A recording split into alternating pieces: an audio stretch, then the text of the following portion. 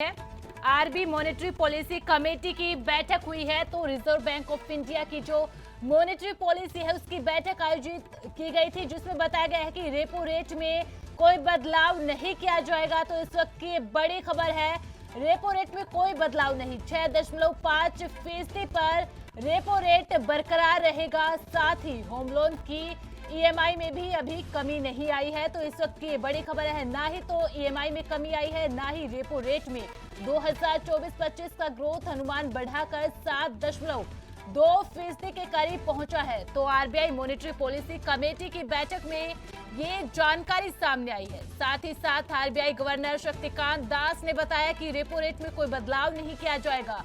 Repo rate का जो 6.5% पर ही बरकरार रहेगा। साथ ही साथ ईएमआई यानी कि होम लोन की जो ईएमआई होगी उसमें भी कोई कमी नहीं आई है। तो ये बड़ी राहत है लोगों के लिए। रेपो रेट में कोई बदलाव नहीं, ईएमआई के लोन जो है होम लोन उनके ईएमआई में कोई बदलाव नहीं। और साथ ही साथ 2024-25 की जो ग्रोथ का अनुमान है वो 7.2% बताया गया है। तो आरबीआई की मॉनेटरी पॉलिसी की बैठक आयोजित की गई, जिसके बाद आरबीआई गवर्नर शक्तिकांत दास ने जानकारी साझा की और साथ ही साथ जानकारी दी कि रेपो रेट में कोई बदलाव नहीं किया जाएगा।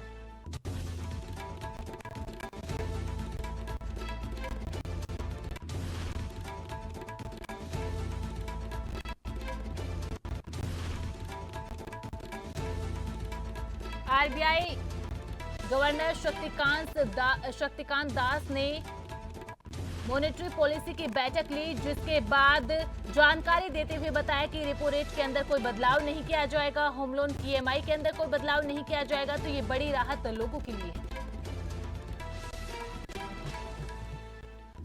इस खबर पर ज्यादा जानकारी के लिए रुक कर लेते हैं हमारे संवाददाता राजीव तिवारी का। राजीव, एक बार फिर से रेपो रेट में कोई बदलाव नहीं किया गया है, 6.5% पर ही बरकरार रखा गया है। साथ ही साथ जो होम लोन की ईएमआई है उसमें भी कमी नहीं आई है। तो ये एक तरह से लोगों को बड़ी राहत देने का काम किया गया है आरबीआई की तरफ से।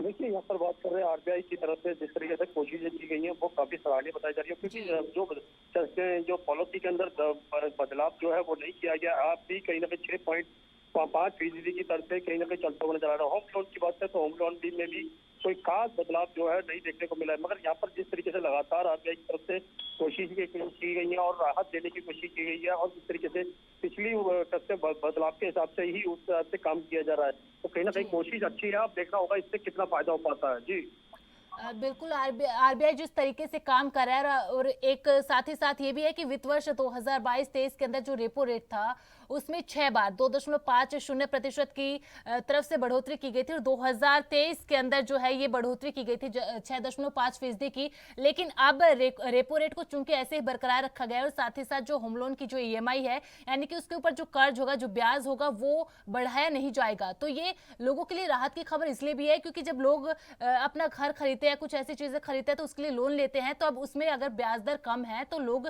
ज्यादा इस फील्ड के अंदर अपना इन्वेस्टमेंट करेंगे।